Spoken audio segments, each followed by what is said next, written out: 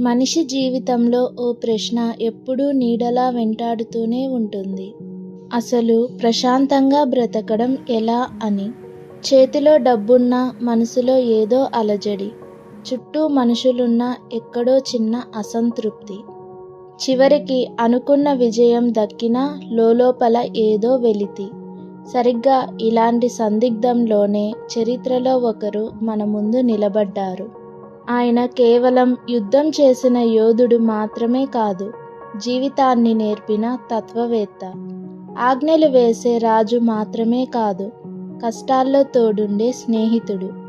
అన్నింటికీ మించి ఆయన కేవలం పూజలందుకునే దేవుడు మాత్రమే కాదు, మనసు లోతుల్ని చదవగలిగిన మనిషి. అతనే శ్రీకృష్ణుడు. శ్రీకృష్ణుడు ఎందుకు అంత ప్రత్యేకం? శ్రీరాముడు ఒక నిబద్ధతకు, ఒక నియమానికి నిదర్శనం. కానీ శ్రీకృష్ణుడు సాక్షాత్తు జీవితానికే ప్రతిరూపం. ఆయనలో మనకు అన్ని పాత్రలు కనిపిస్తాయి. ఆవుల్ని కాసే గోపాలుడు, గొడవల్ని సర్దుబాటు చేసే రాయబారి, కష్టసుఖాల్లో తోడుండే స్నేహితుడు, అజ్ఞానాన్ని పటాపంచలు చేసే గురువు, రణరంగంలో పోరాడే యోధుడు, అధర్మాన్ని అణిచివేసే వ్యూహకర్త. అంటే మనిషి జీవితంలో ఉండే ప్రతి కోణాన్ని, ప్రతి సవాలుని ఆయన స్పర్శించారు. అందుకే ఆయన చెప్పిన మాటలు పుస్తకాల్లో సూక్తుల్లా కాకుండా మన ఇంట్లో మనిషి చెప్పినంత సహజంగా, జీవితానికి అంత దగ్గరగా ఉంటాయి. ఫలితాన్ని వదిలేయడం ప్రశాంతతకు మొదటి రహస్యం. భగవద్గీతలో కృష్ణుడు చెప్పిన అత్యంత శక్తివంతమైన మాట, కర్మణ్యేవాధికారస్తే మా ఫలేషు కదాచన. దీని అర్థం చాలా సింపుల్. నీ పని నువ్వు చూసుకుంటూ పో, ఫలితం గురించి అతిగా ఆలోచించకు అని. ఇది కేవలం ఏదో ఆధ్యాత్మిక సూత్రం మాత్రమే కాదు, దీని వెనుక ఒక గొప్ప సైకాలజీ ఉంది. మనం చేసే పని కంటే దానివల్ల వచ్చే రిజల్ట్ మీద ఎక్కువ ఫోకస్ పెడితే తెలియకుండానే మనలో టెన్షన్, ఆందోళన మొదలవుతాయి. అదే మనం చేసే ప్రక్రియ మీద మనసు పెడితే పనిలో నాణ్యత పెరుగుతుంది, మనసులో ప్రశాంతత నెలకొంటుంది. గుర్తుంచుకోండి, పని చేయడం మన చేతుల్లో ఉంది, కానీ ఫలితం 100 రకాల కారణాల మీద ఆధారపడి ఉంటుంది. అందుకే ఫలితాన్ని కృష్ణుడికి వదిలేసి నీ శక్తినంతా పని మీద పెట్టు. అంగీకారం రెండో రహస్యం. కురుక్షేత్ర యుద్ధంలో అర్జునుడు కుప్పకూలిపోయినప్పుడు కృష్ణుడు అతన్ని రణరంగం నుండి పారిపోనివ్వలేదు. ఆయన చెప్పిన మాట ఒక్కటే, పరిస్థితిని చూసి పారిపోకు, దాన్ని ఎదుర్కో అని. మన జీవితంలో సగానికి పైగా బాధలు ఎందుకు వస్తున్నాయో తెలుసా? ఎదురుగా ఉన్న చేదు వాస్తవాన్ని మనం అంగీకరించలేక, దాన్ని నిరాకరించడం వల్లే. ఆ పరిస్థితిని చూసి మనం కళ్ళు మూసుకున్నంత మాత్రాన సమస్య పోదు. గుర్తుంచుకోండి, అంగీకరించడం అంటే ఓడిపోవడం కాదు, ఎదుటి సమస్య పట్ల ఒక స్పష్టత తెచ్చుకోవడం. ఏదైనా విషయాన్ని మనం మనస్ఫూర్తిగా అంగీకరించినప్పుడే దాన్ని మార్చడానికి కావాల్సిన ధైర్యం మనకు వస్తుంది. సమత్వం మూడో రహస్యం. కృష్ణుడు భగవద్గీతలో ఒక అద్భుతమైన మాట చెబుతారు, సుఖదుఃఖే సమే కృత్వా అని. దీని అర్థం సుఖం వచ్చినా దుఃఖం వచ్చినా వాటిని సమానంగా స్వీకరించడం. అంటే సంతోషం కలిగినప్పుడు గాలిలో తేలిపోతూ అల్లకల్లోలం అవ్వడం కాదు, అలాగని బాధ వచ్చినప్పుడు ప్రాణం పోయినంతగా కుంగిపోవడం కాదు. చాలామంది ఏమనుకుంటారంటే ఇలా ఉండటం అంటే అసలు ఫీలింగ్స్ లేని మొద్దులా మారిపోవడమేమో అని. కానీ అది తప్పు.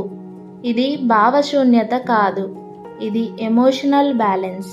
మన మెదడు ఎప్పుడూ అతి ఉత్సాహం లేదా తీవ్రమైన నిరాశ, ఈ రెండు కొసల మధ్య ఊగసలాడుతూ ఉంటుంది. ఈ ఊగుసలాటను ఆపి మనసును ఒకే స్థితిలో ఉంచగలిగేదే సమత్వం.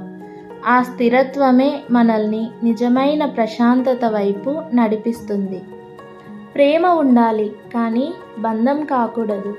కృష్ణుడు గోపికలతో కలిసి ఉన్నప్పుడు ఆ ప్రేమే లోకంగా బతికాడు. కానీ కాలం వచ్చినప్పుడు అంతే సహజంగా ద్వారకకు వెళ్ళిపోయాడు. అక్కడ ఎక్కడా వెనక్కి లాగే బంధం లేదు, ఆపేసే సంకెళ్ళు లేవు. దీని అర్థం ఏంటంటే మనుషుల మధ్య అనుబంధాలు ఉండాలి, కానీ అవి మనల్ని బంధించకూడదు. ఒకరిపై ఒకరు ఆధారపడటం వేరు, ఒకరినొకరు ప్రేమించడం వేరు. నిజమైన ప్రశాంతత ఎప్పుడు వస్తుందంటే మనకి ఎదుటి వారి మీద ఆసక్తి ఉండాలి, కానీ అది ఒక వ్యసనం కాకూడదు. మనం ఒకరితో ఉన్నప్పుడు మన స్వాతంత్రాన్ని, వ్యక్తిత్వాన్ని కోల్పోనక్కర్లేదు. సంబంధాలు ఉండాలి, కానీ ఆ బంధాల్లో మనం చిక్కుకుపోకూడదు. కృష్ణుడిలా ప్రేమగా ఉందాం, కృష్ణుడిలాగే స్వేచ్ఛగా జీవిద్దాం. జీవితం ఒక ఆట, ఒక లీల. కురుక్షేత్రం లాంటి భయంకరమైన యుద్ధభూమిలో కూడా కృష్ణుడు అంత ప్రశాంతంగా చిరునవ్వుతో ఎలా ఉండగలిగాడు? ఎందుకంటే ఆయన దృష్టిలో జీవితం ఒక పోరాటం కాదు, అదొక లీల. అంటే ఒక ఆట. ఆట అన్నప్పుడు అందులో గెలుపు ఉంటుంది, ఓటమి ఉంటుంది, గెలవాలనే తపనతో చేసే ప్రయత్నం కూడా ఉంటుంది. కానీ ఆట అయిపోగానే ఆ ఫలితాన్ని అక్కడే వదిలేస్తాం. గెలిచినా ఓడినా అది మైదానానికే పరిమితం. మనం ఎక్కడ తప్పు చేస్తున్నామంటే జీవితాన్ని మరీ సీరియస్గా తీసుకుంటున్నాం. ప్రతి చిన్న విషయాన్ని శాశ్వతం అనుకొని భయపడిపోతున్నాం. అందుకే మనకు ఒత్తిడి, ఆందోళన పెరుగుతున్నాయి. జీవితాన్ని ఒక ఆటలా చూడటం నేర్చుకుంటే మనసు తేలిక పడుతుంది. యుద్ధం లాంటి పరిస్థితిలో కూడా మనం చిరునవ్వుతో నిర్ణయాలు తీసుకోగలం. గుర్తుంచుకోండి, ప్రయత్నం చేయడంలో రాజీ పడొద్దు, కానీ ఫలితాన్ని చూసి భయపడొద్దు. ఎందుకంటే ఇది కేవలం ఒక లీల మాత్రమే. నీ దారి నీదే, స్వధర్మం. కృష్ణుడు భగవద్గీతలో చెప్పిన అత్యంత కీలకమైన మాట. పరధర్మో భయావహ అంటే ఎవరికో బాగుందని వేరొకరి దారిలో నడవడం ప్రమాదకరం. చాలామంది మన ప్రశాంతతను ఎక్కడ కోల్పోతున్నారో తెలుసా? పోలికల్లో, కంపారిజన్. పక్కవాడు ఆ పని చేస్తున్నాడు, వాడు అంత సంపాదిస్తున్నాడు అని వాళ్లను కాపీ కొట్టడానికి ప్రయత్నిస్తాం. కానీ అది మన స్వభావం కానప్పుడు మనకు ఒత్తిడి తప్ప మరేమీ మిగలదు. నీ స్వధర్మం అంటే నీ అసలు నైజం ఏంటి, నీ బలం ఏంటి, నీ పరిమితులేంటి, ఇవి తెలుసుకొని నీకంటూ ఒక మార్గాన్ని ఎంచుకోవడం. ఇతరుల మార్గంలో అద్భుతంగా నడవడం కంటే నీ మార్గంలో నువ్వు తడబడుతూ నడిచినా అదే నీకు నిజమైన తృప్తినిస్తుంది. జీవితంలో ప్రశాంతత కావాలంటే పోలికలు వదిలేయాలి, మనల్ని మనం స్వీకరించాలి. నీ దారిలో నువ్వు ప్రయాణించినప్పుడే నీలోని అసలైన శక్తి బయటికి వస్తుంది. నీ మార్గం నీదే, నీ ప్రయాణం నీదే. ఆత్మజ్ఞానం నీవు అనుకుంటున్నది నీవు కాదు. కృష్ణుడు అర్జునుడికి చెప్పిన పరమసత్యం ఏంటో తెలుసా? నీవు ఈ శరీరం కాదు. వినడానికి సింపుల్గా అనిపించినా ఇది మన జీవితాన్నే మార్చేసే మాట. మనం మనల్ని ఎలా గుర్తుంచుకుంటాం? మన పేరు, మన హోదా, మనకున్న ఆస్తులు లేదా మన బంధుత్వాలు, ఇవే మనం అనుకుంటాం. అందుకే ఆ ఉద్యోగం పోయినా, ఆ పేరుకి కళంకం వచ్చినా లేదా ఆ బంధం తెగిపోయినా మనం పూర్తిగా కూలిపోతాం. ఏదో కోల్పోయామని భయంతో వణికిపోతాం. కానీ నిజానికి ఇవన్నీ కేవలం నీకు ఉన్నవి మాత్రమే, నువ్వు కాదు. ఒక నటుడు వేసే వేషం లాంటివి ఇవి. వేషం తీసేసిన నటుడు ఎలా ఉంటాడో ఈ హోదాలు, బంధాలు లేకపోయినా నీలోని ఆ చైతన్యం అలాగే ఉంటుంది. ఈ అవగాహన నీకు కలిగితే ఇక దేనికి భయం ఉండదు. పోయేవి ఎలాగూ పోతాయి, ఉండేది ఎలాగూ ఉంటుంది అనే స్పష్టత వస్తుంది. ఆ స్పష్టతే నీకు అసలైన ధర్మాన్ని, ప్రశాంతతను ఇస్తుంది. నీ అసలు స్వరూపం శాశ్వతమైనది, అది ఏ నాశనానికి లొంగదు. బయట పోరాటం, లోపల ప్రశాంతత. చాలామంది ఏమనుకుంటారంటే ప్రశాంతత అంటే ఏ పని చేయకుండా కళ్ళు మూసుకొని కూర్చోవడం అని. కానీ కృష్ణుడు నేర్పిన పాఠం వేరు. ఆయన యుద్ధభూమి మధ్యలో ఉండి కూడా లోపల అపారమైన ప్రశాంతతతో ఉన్నాడు. దీని అర్థం ఏంటంటే ప్రశాంత జీవితం అంటే బాధ్యతల నుండి పారిపోవడం కాదు. బయట నీ శరీరం యుద్ధం చేస్తున్నా, పనులు చేస్తున్నా నీ మనసు మాత్రం లోపల నిశ్చలంగా ఉండాలి. మనం చేసే చర్య మన ప్రశాంతతను చెడగొట్టకూడదు. సముద్రం పైన అలలు ఎంత హోరుగా ఉన్నా లోపల మాత్రం నిశ్శబ్దంగా ఉంటుంది కదా. మన జీవితం కూడా అలాగే ఉండాలి. ఆఫీస్ ఒత్తిడి, ఇంటి బాధ్యతలు, బయట గొడవలు ఇవన్నీ ఒక యుద్ధంలా అనిపించినా నీ అంతరంగంలో మాత్రం ఒక చిన్న చిరునవ్వు ఎప్పుడూ ఉండాలి. నిజమైన యోగి అంటే పనులు మానేసేవాడు కాదు, పనుల మధ్యలో ఉంటూనే తన శాంతిని కాపాడుకునేవాడు. పని చెయ్యి, కానీ ఆ పని నీ లోపల అలజడి సృష్టించనివ్వకు. భక్తి అంటే నీలోని ఆహాన్ని వదిలేయడం. మనం భక్తి అంటే ఏమనుకుంటాం? కేవలం గుడికి వెళ్ళడమో, దండలు వేయడమో అనుకుంటాం. కానీ కృష్ణుడు చెప్పిన భక్తి అది కాదు. అది అంధవిశ్వాసం అస్సలు కాదు. మమేకం శరణం వ్రజ అంటే నా పాదాలు పట్టుకోమని కాదు, నీ అహంకారాన్ని వదిలేయమని అర్థం. నేను, నాది అనే భ్రమల నుండి బయటపడి పరమసత్యానికి శరణు వేడటమే నిజమైన భక్తి. నిజానికి భక్తి అంటే మనసును సాఫీ చేసుకోవడం. ఒక అద్దం మీద దుమ్ము తుడిస్తే అసలు రూపం ఎలా కనిపిస్తుందో, మనసులో అహంకారం అనే దుమ్ము పోతే ఆ దైవత్వం మనలోనే కనిపిస్తుంది.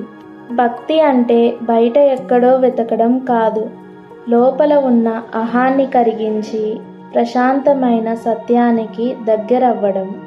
ఈ కాలపు కృష్ణ కవచం. ఈరోజు మనల్ని వేధిస్తున్న సమస్యలేంటి? పనిలో ఒత్తిడి, ఎదుటి వారితో పోలికలు, రేపటి గురించి భయం, ఏమవుతుందో అన్న ఆందోళన. వీటి నుంచి బయటపడాలంటే కృష్ణుడు చెప్పిన లైఫ్ మేనేజ్మెంట్ సూత్రాలు మనకు ఒక కవచంలా పనిచేస్తాయి. మొదటిది ఫలితాన్ని వదిలేయడం. పని మన చేతుల్లో ఉంది, కానీ ఫలితం కాదు. అది అర్థమైతే ఒత్తిడి సగం తగ్గిపోతుంది. రెండవది సమత్వం. గెలుపు వచ్చినా పొంగిపోకుండా, ఓటమి వచ్చినా కుంగిపోకుండా స్థిరంగా ఉండటం. మూడవది స్వధర్మం. ఎవరో ఏదో చేస్తున్నారని కాకుండా నీకు ఏది కరెక్టో, నీ బలమేంటో తెలుసుకొని నీ దారిలో నువ్వు వెళ్ళడం. చివరగా జీవితాన్ని ఒక లీలగా చూడటం. ఇది ఒక ఆట మాత్రమే అని గుర్తించుకుంటే భయం పోయి ఒక తెలియని తేలిక వస్తుంది. నువ్వు కేవలం ఒక పాత్రవు మాత్రమే కాదు, ఆ పాత్రను నడిపే శాశ్వతమైన ఆత్మవు అని తెలుసుకున్నప్పుడు ఏ సమస్య నిన్ను తాకలేదు. ఈ సూత్రాలను పాటిస్తే ఈ ఆధునిక ఉరుకుల పరుగుల జీవితంలో కూడా మనం కృష్ణుడిలా చిరునవ్వుతో జీవించవచ్చు. నిజానికి ప్రశాంత జీవితం అంటే బయట పరిస్థితులు మారిపోవడం కాదు, మన చుట్టూ ఉన్న గొడవలు ఆగిపోయినప్పుడు ప్రశాంతత వస్తుందని మనం అనుకుంటాం. కానీ అది నిజం కాదు. పరిస్థితులను చూసే మన దృష్టి మారినప్పుడే అసలైన శాంతి మొదలవుతుంది. ఒక్కసారి ఆలోచించండి. కృష్ణుడు ఆ కురుక్షేత్ర యుద్ధాన్ని ఆపలేదు, బయట ప్రపంచాన్నేమీ మార్చలేదు. ఆయన మార్చింది కేవలం అర్జునుడి చూపుని మాత్రమే. ఆ ఒక్క మార్పుతోనే అర్జునుడి ఆందోళన పోయి ఒక స్పష్టత వచ్చింది. అదే జీవిత పరమార్థం. నీ జీవితంలో కూడా సవాళ్ళు ఉండొచ్చు, కష్టాలు ఉండొచ్చు, ఒక యుద్ధమే జరగొచ్చు. కానీ నీ లోపల ఒక కృష్ణుడు ఉంటే, అంటే ఆ జ్ఞానం, ఆ నిలకడ నీలో ఉంటే నువ్వు దేన్నైనా తట్టుకొని ప్రశాంతంగా నిలబడగలవు. బయట పోరాడుతున్నా లోపల ప్రశాంతంగా ఉండటమే శ్రీకృష్ణుడు మనకు అందించిన జీవన రహస్యం. Thank you for watching.